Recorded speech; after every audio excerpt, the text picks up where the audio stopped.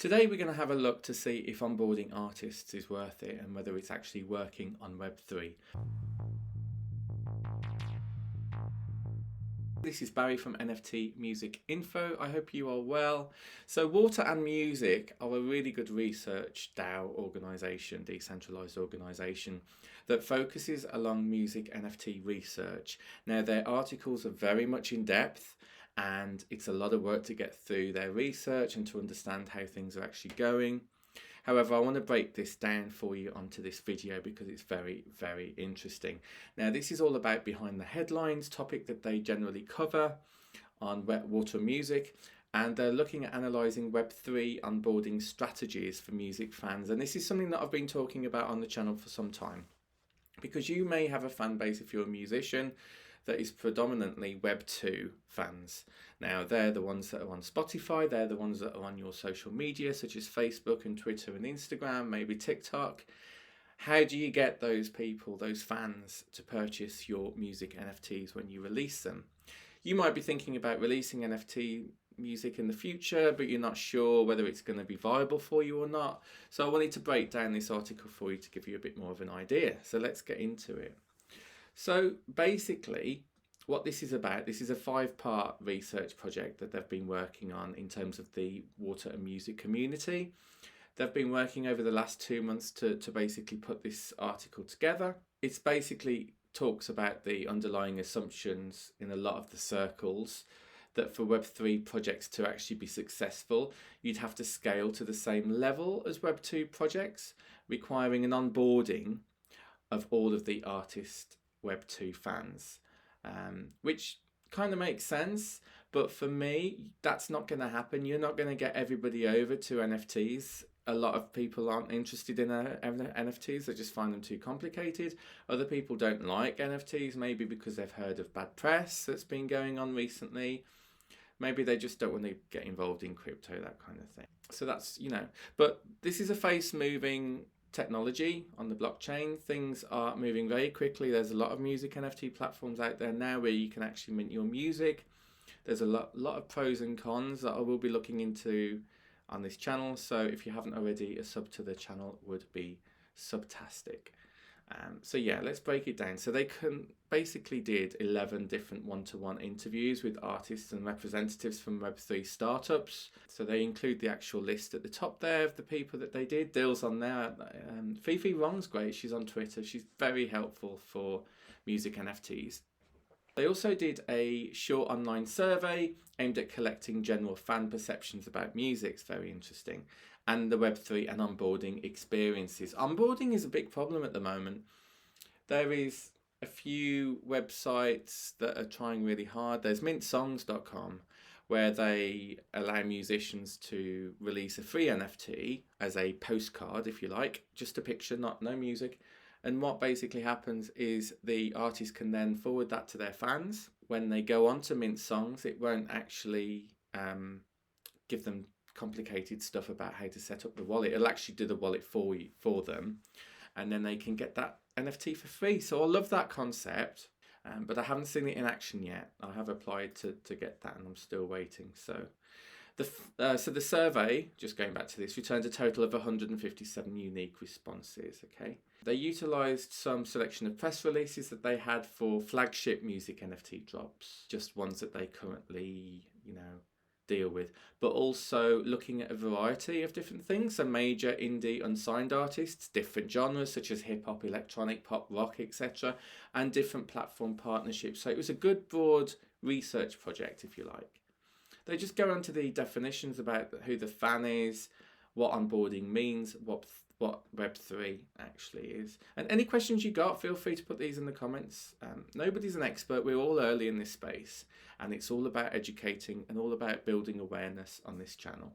So let's have a look at part 1, which is fan profiles. And I like this as well because they categorize the different types of fans and their characteristics in the Web3 space. And that really does range from the beginning to, kind of people that own them. So we've got, and sorry if this is hard to see, so I'll just explain. This is the crypto hesitant person.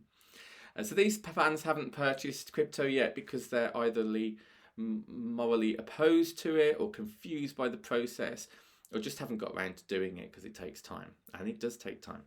So this person doesn't currently own any crypto.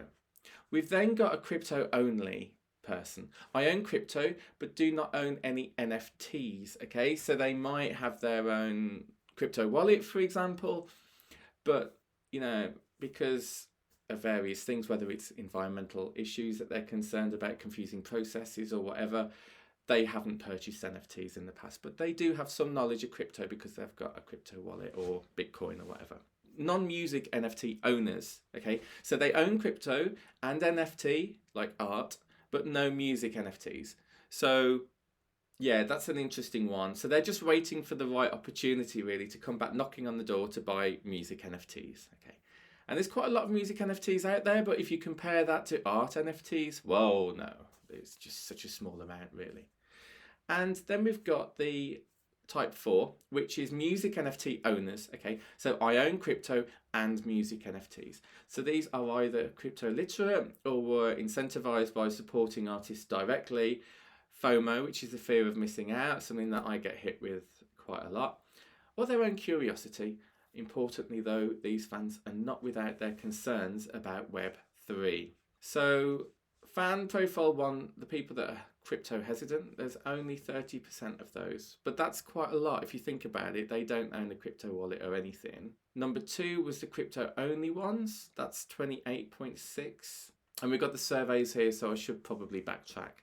So of those ones that are hesitant, okay, of 30% of the overall respondents, 40% of those do plan on owning cryptocurrencies in the future, but 60% of those don't. And the major impact for not wanting to do it is because of the environmental concerns, which is 44%.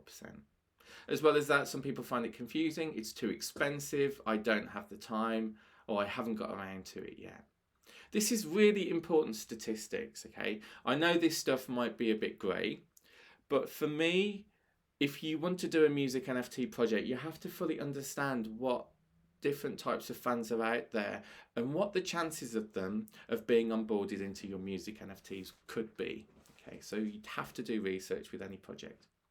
So in terms of the crypto only, so they don't own any NFTs, there's just nearly 29% of respondents for that. The reason for that, the biggest reason as to why they don't own any NFTs but do have a crypto wallet, is they don't see the value of it. Okay, that's 60%.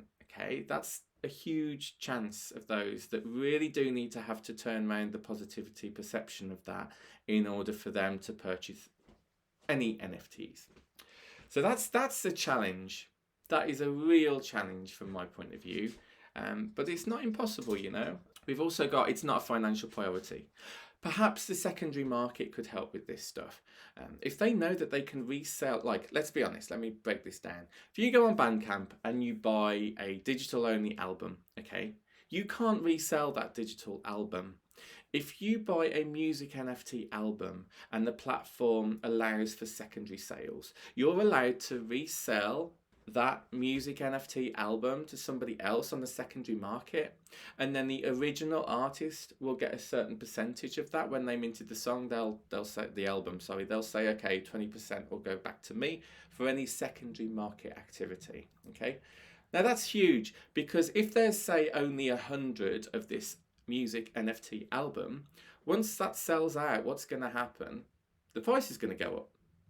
So the people that initially purchased that music NFT album will be profiting on the secondary sales, because they'll be making a profit, but also knowing that there's still going to be benefiting the original artist is huge. So I think that could turn a lot of people around. So yeah, it's not a financial priority. I haven't gotten around to it yet. I have environmental concerns. I find it confusing. It's too expensive. I'm not interested in the NFTs being offered, or I simply don't have the time. Okay. Wow. This is tough, isn't it? Because it's hard to bring people around. I mean, a lot of my music NFT sales is purely because people in the Web3 space, that they just happen to like or want to support me as a creator, as an artist, so they purchase my music NFTs. But I mean, I'm quite open on Twitter about Web3 and music NFTs on my Web2 Twitter profile of Cyber Monday. But it does make me wonder how many of my Web2 fans aren't really that interested in that. Am I going to annoy them if I just keep posting about my music NFTs? So I like to mix it up just to make sure.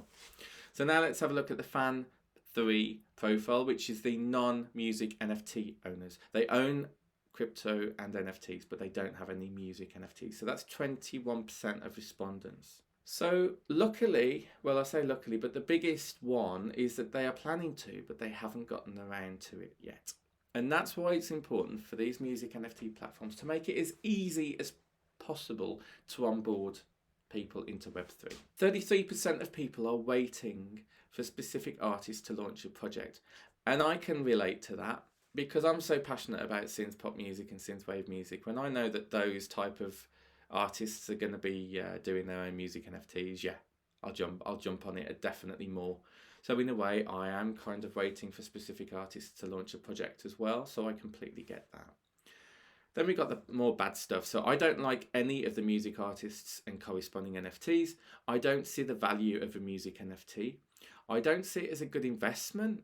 That was only 6%. And it's not a financial priority. I mean, speaking to Dill previously, he's very much that if you release music NFT, whatever music that is, release it on streaming services as well. Make it available to all of your fans, otherwise it's not fair. But there is a lot to say about scarcity. If there is a music that is only playable or purchasable as a music NFT, that has a huge amount of scarcity, particularly if they are hardcore fans, because they're like, oh my God. For example, Boy George has announced that he is going to be releasing a music NFT album. That's big. During lockdown, he's done loads and loads of different material. I think he's written over 100 tracks or something over lockdown with COVID and everything. And so yeah, that's going to be interesting. Boy George, for those that don't know, did Culture Club in the 80s. Come a Chameleon. So there you go. Right, sorry about that. Let's carry on. So yeah, scarcity is a thing. Now, looking at music NFT owners, I am one myself. When asked if they had any concerns prior to purchasing music NFTs, these were the responses. So 19% of respondents own crypto and music NFTs. So 45% of the purchasers say no, I was already familiar with crypto, so it was fine. 41% said yes, I was concerned about the cost of the NFT, particularly if you have to pay gas on, say, Ethereum. It is still ridiculous. Yes, I was concerned about being scammed. That is another big negative at the moment with NFTs, is the fact, and crypto, is the fact that wallets can just be taken advantage of and you have NFTs stolen, or crypto. Yes, I had concerns about the process of minting. Yeah, 21%. Now, I've had issues on many different platforms before. Yes, I was confused about the concepts of NFT, and this is what I'm hoping to bring out on this channel as much as possible. Yes, I had concerns about the environmental effect. The good news about that is that there's alternative options such as Polygon or maybe SolSea. Yes, I had concerns about cryptocurrencies. So the fans who had concerns but still purchased the music NFT, this is their reasoning on why they did that. Number one was to support an artist, supporting a friend. Oh, that comment drives me mad. I was asked once on Discord, who purchases your music? Is it just your friends? And I was like, thanks. None of my friends understand NFTs. So they wanted to support an artist because of the relationship with the artist. Desire to support them and cause it would be a cool thing to tell my friends about. Okay, so that's kind of status thing there. Not just relationships, but status as well. Support and openness of the community. So we're getting somewhere now. So people are purchasing music NFTs to support a friend, to gain a relationship with an artist, and to support them to tell their friends about them. Oh, I've got, this music NFT from Boy George. The support and openness of the community, maybe. You purchase the NFT and you can get onto their Discord channel and then you can be part of their community. I wanted to support the artist and see what it was like. I don't think there is a way to spend that much on individual tracks going forward though. That's interesting. So supporting an artist is a huge thing. Then FOMO can also kick in as a factor. So fear of missing out. So the crazy gains that were made, the aha moment when I realised digital ownership is a revolution, the real communities that were being built online, and how I was starting to use the internet as a means of connecting rather than only consuming. Interesting. Now, I'm a big fan of Gary Newman. He did cars in the 80s, and he's got a Patreon site, and he's got a lot of people on there.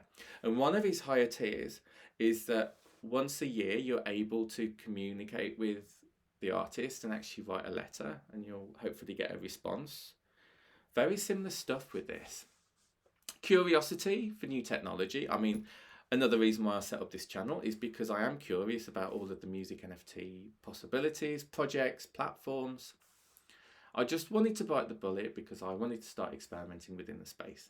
And then there's a few other ones, such as I understand the system is as functional, and I felt comfortable with the various price points. I trusted the artist behind the NFT. There was eco-friendly chains, layer 2, like Polygon on Ethereum.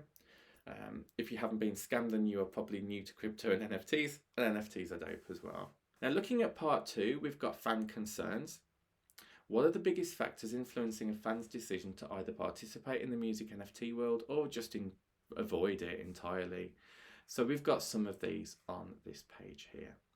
So for artists have less ability to solve, and artists that have more ability to solve is on the right. So environmental impact, very tricky to get around that if it's on Ethereum as an example. Nearly 44% of respondents basically said that was the reason why they hadn't purchased any cryptocurrencies. The cost in terms of being highly priced NFTs in combination with the gas fees or transaction fees, which becomes a major barrier to entry for fans. I mean, there's a lot of music platforms that don't even have a secondary market at the moment. So you are really investing in the music NFT, but then you may not be able to profiteer out of it. So yeah, tricky stuff there. Education, general lack of education around crypto and you know, the barriers to onboarding into Web3 and NFTs. 33% of these people on the survey found it confusing.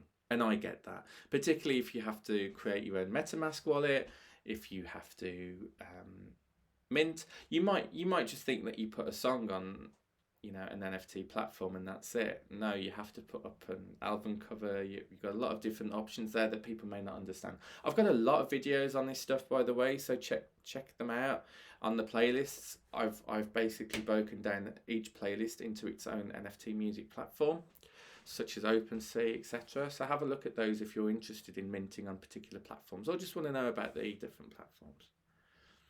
There's also utility. So the idea of NFT as a utility is vastly different reception across fan profiles, which is interesting.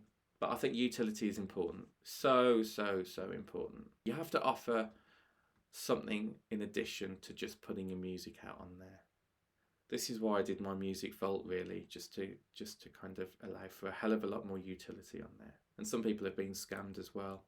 So how artists are actually addressing this stuff? The salient point of their analysis is that a selection of language is essential for guiding initial fan perceptions of a project, not to be too technical about it. This can ultimately influence whether an individual might perceive a given project, let alone the concept of NFTs at large, as a scam.